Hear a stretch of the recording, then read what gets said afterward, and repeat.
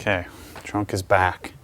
So now I gotta clean this up, take the M badge off. So what I'll probably do, order a new BMW badge.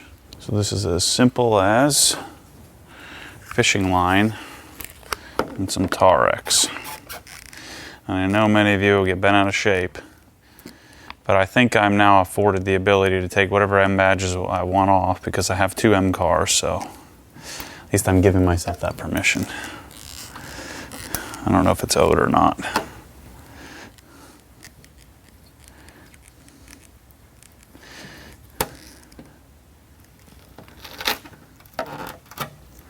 Boom. Wonder if this will fit over my holes. What do you think about that?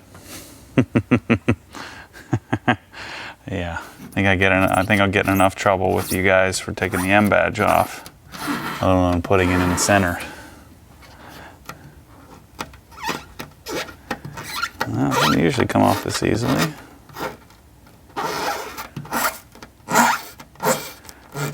You know, I know a lot of you guys will use those little 3M, those little wheels. I've never had any good success with those. It gets so hot. What do you think? How's that look? That looks a little stupid. No go? No go. This is like totally how I envisioned this going. You know, a little bit of difficulty, but I was able to just kind of put it back together. A couple of trips back to my house. Let's hope that the glue comes off just as easily on this. I've always found as long as I pull up against the lip, I don't scratch the paint underneath. So my E92 is coming along nicely. I just I found some M Performance, well, somebody for me. Shoot, what's his name? Crap, I can't remember your name on dude on M3 Post, One Addicts. M3 Post found me some M Performance seats in Vegas. They're shipping out on Monday. That'll be going in the E92. So I think that car is staying for quite some time. So this one will be the sacrifice at some point, but I'm done with it.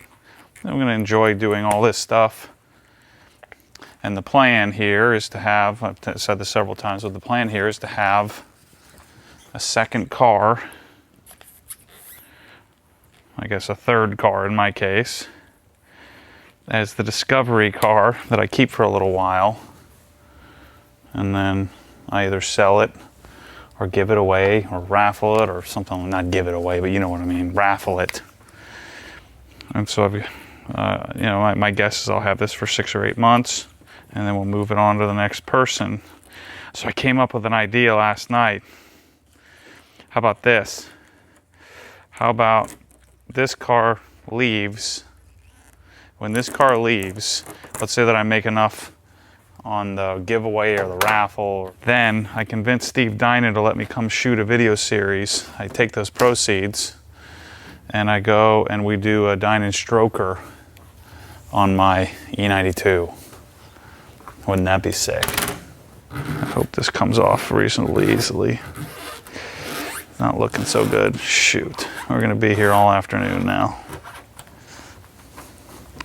Yeah, this is gonna take a while.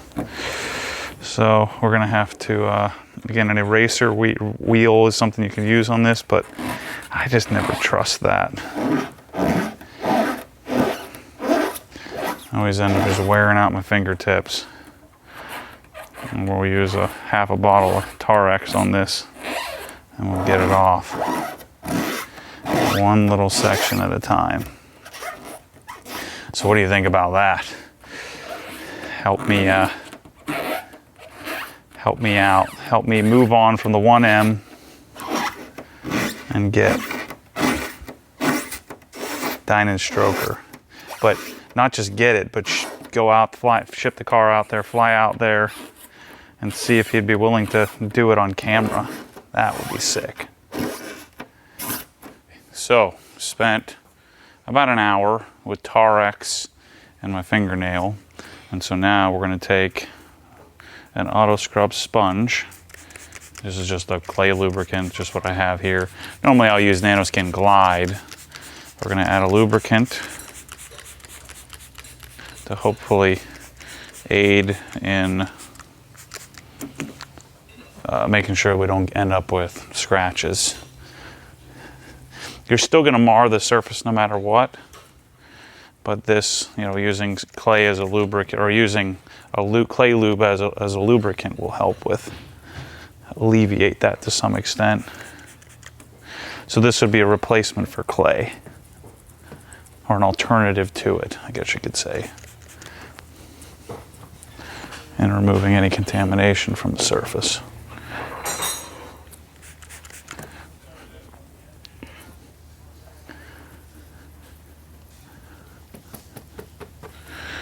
Just do the whole trunk while we're at it. And even though I'm going to end up polishing the whole car here soon, we're just going to hit this area, just knock it out, compound it with some Jescar, and then we'll do a pretty heavy IPA wipe down in order to make this so that we can get it to stick. Now we're deconned, and this trunk is a little beat up, so we're gonna polish it.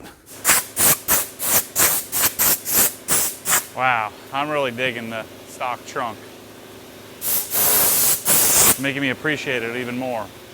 So I gotta blow out my pads here. So I got some Jescar. I'm gonna do all the edges first with a 3-inch. So I'll prime the pad.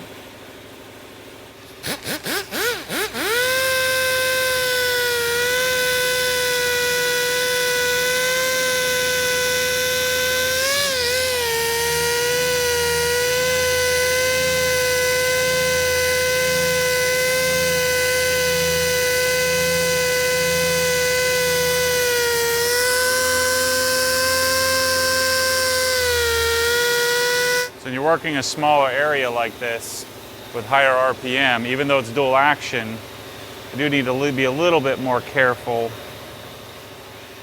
And this would probably be better if we sanded this, but because this lip is going to cover all of this up, it really won't matter all that much. So we're not going to see any of that.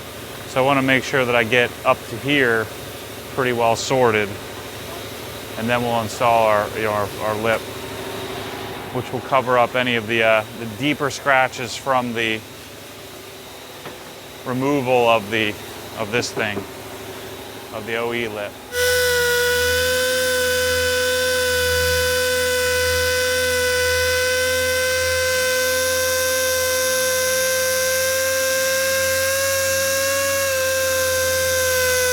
So if you're not familiar with what I'm doing here, if you're just watching me polish for the first time, as you're here for the 1M or BMWs, this is a little bit more elaborate setup, and I have a really fancy hose reel and air dryers, which you hear running right now, a big 5 horsepower Jenny Stout compressor with a filter regulator, and then Prevost piping throughout.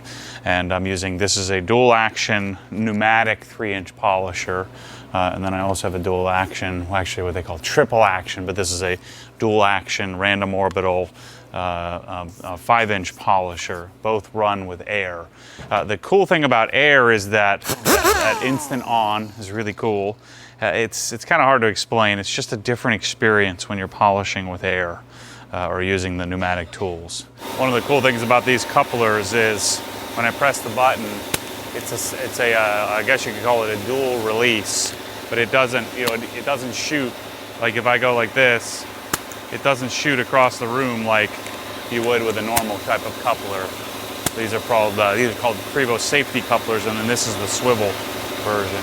Really, really sweet. So here's our 5-inch. So the swivel for polishing accidentally is just kind of worked out as a great way for me to throw it over my shoulder and not have to mess with it. And this is a bigger gear set. They don't make a traditional higher speed 5-inch version like they do 3-inch. So this is like I said, this is what they call their triple action machine. Has quite a bit more torque.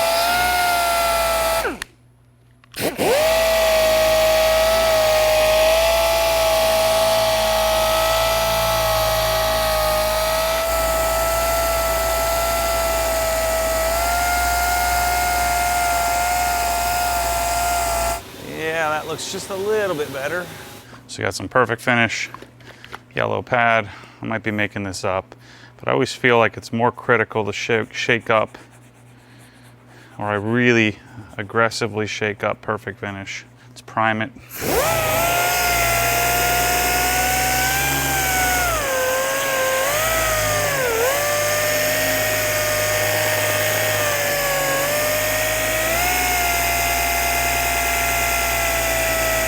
Go.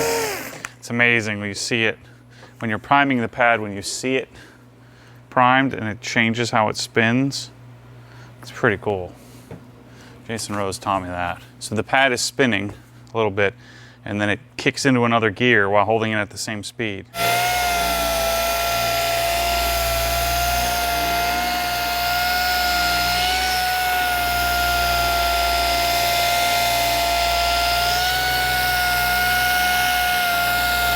I find this machine a little harder to keep flat. A couple of dots. Boom. Boom. Spread it around.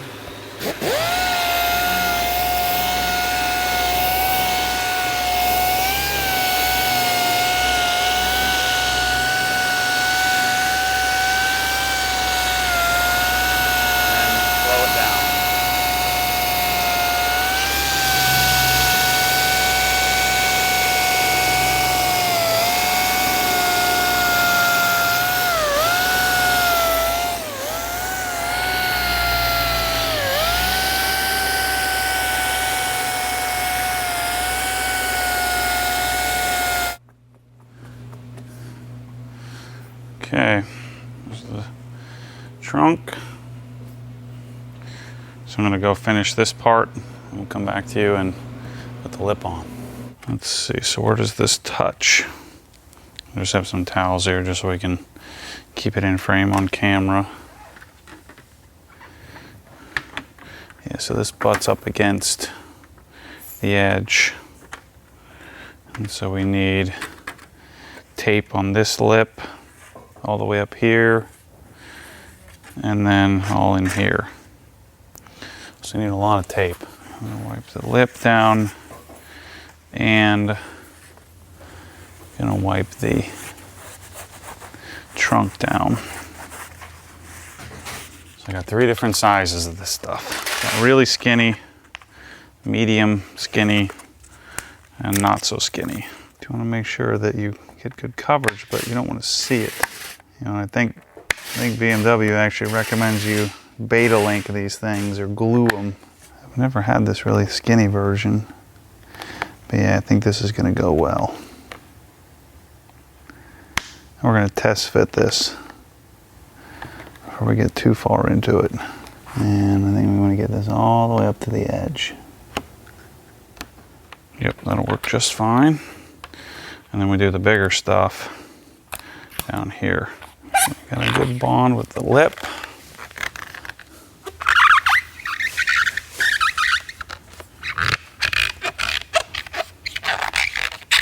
I'm gonna wipe this section.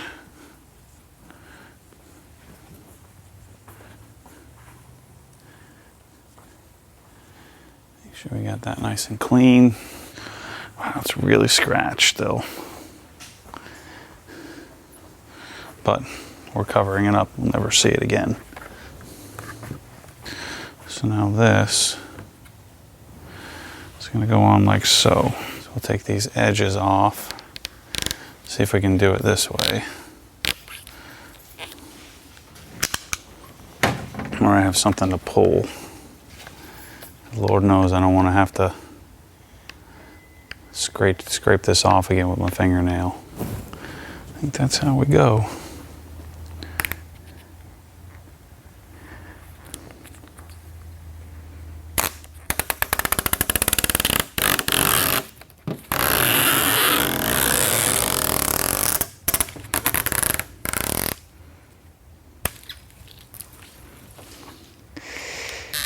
Gotta be careful.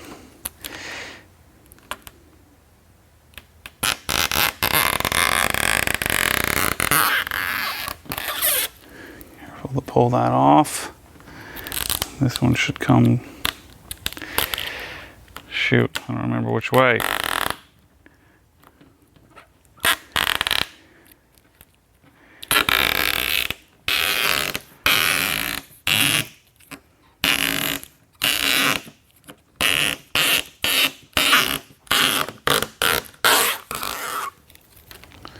And the last one. Perfect.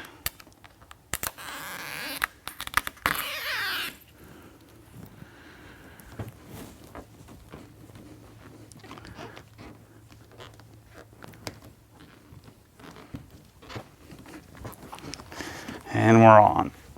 That makes it easier than attempting to stick it on right the first time by pulling the little pieces off. Sweet. That looks good.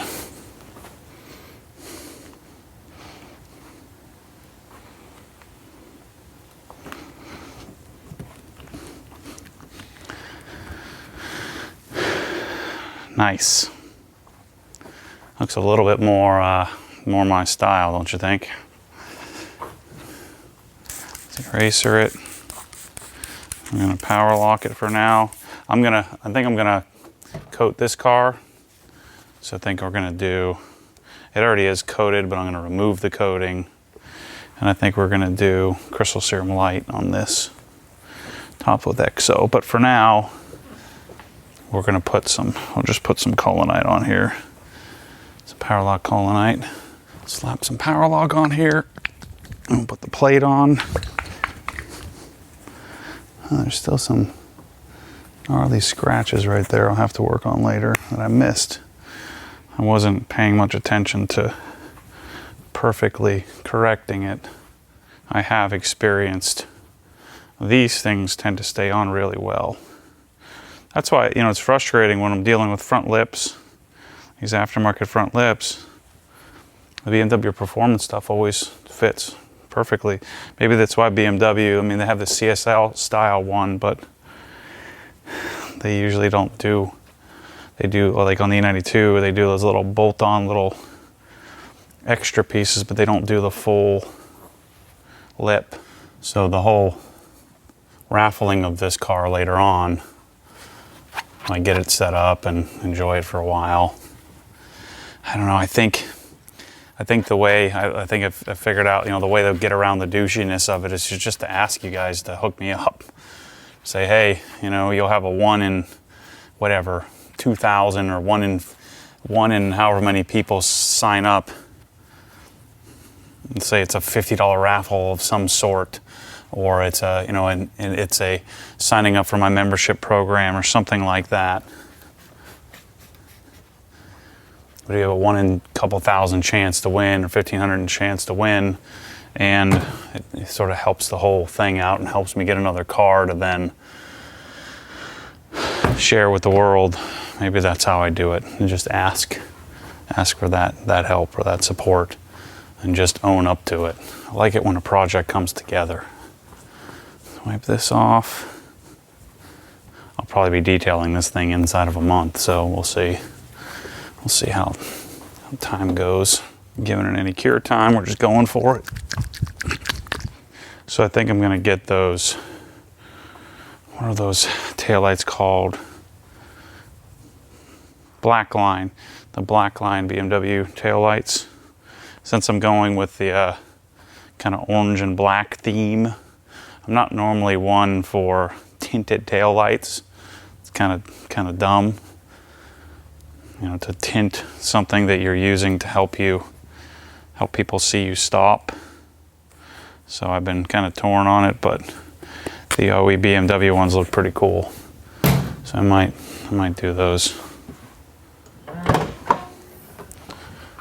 They're like $500 here in the US though. I try to get the headlights done too. I'm working on, I wanted to do OSS, but those guys never freaking answer the phone. Or, actually, I don't even have a phone number. It's, they don't answer DMs, they don't answer emails. I'm not gonna sit there and wait freaking 6 months for my headlights. I want a new set anyway. So we got lots more coming up with this car. The black competition package GTS wheels will be here this week, or later this week, maybe early next week. So I have to put tires. I'm going to put Pilot Sport 4s on them. And then my exhaust, I ordered a HMS exhaust, but that probably won't be here for a while. Exhaust is not due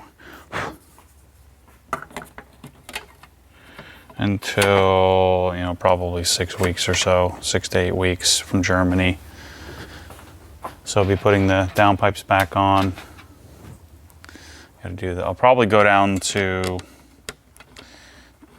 PSI in Orlando, and Sean and I will have the we'll do the charge pipe. I got to figure out what to do with the intake. Someone messaged me suggesting that if you do the Dynon intake, you need to relocate the secondary intercooler or something like that. So I got to figure that out, because I'd like to do the Dynon intake up front. I need to get the floor mats. Need to change out the. I basically need to do everything in this car. The exhaust is the most important thing right now because it sounds terrible. So once I start tinkering with it, I'll start driving it for you more, and you'll get the get your fill of 1M stuff, trust me. But I'm telling you right now, the M3 is staying. I love that thing.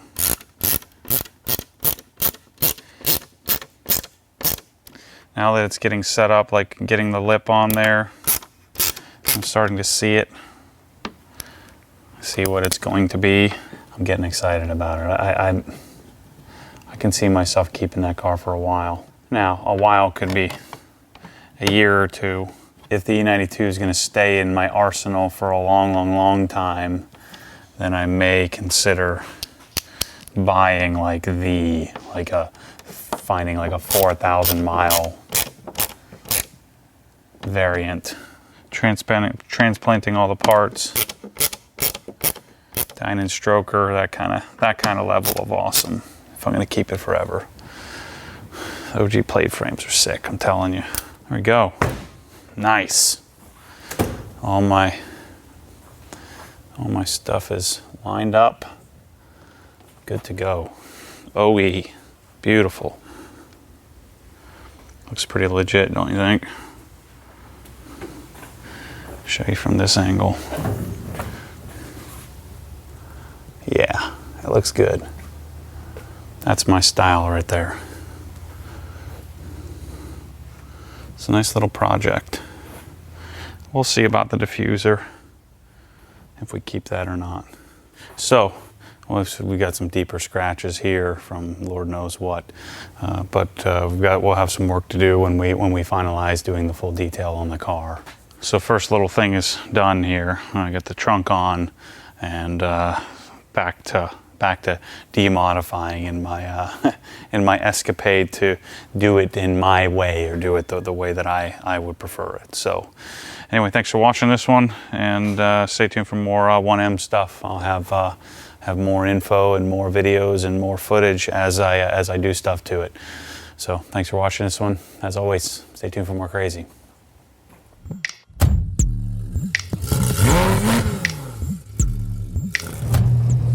What happens when the force pulls you back, your foot naturally comes off the gas. You have to keep your foot to the floor, to the floor.